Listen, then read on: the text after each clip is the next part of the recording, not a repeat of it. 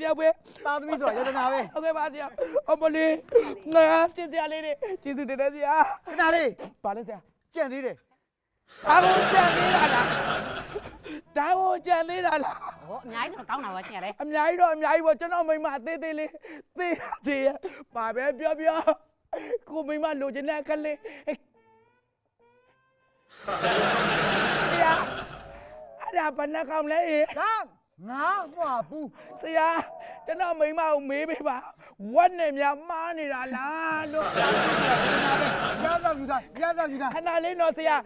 ဒီနှကောင်အရင်အပြင်ထွက်တာဆိုတော့လေအဝေးခဏချလိုက်မနော်တားလေးကဒီမှာခဏနေတားလေးကဒီမှာခဏနေ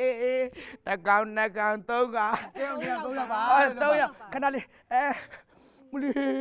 ဘာပဲပြောချစ်ဖို့ကောင်းလိုက်တော့ခဏလေးဆရာနည်းနည်းများတော့လေ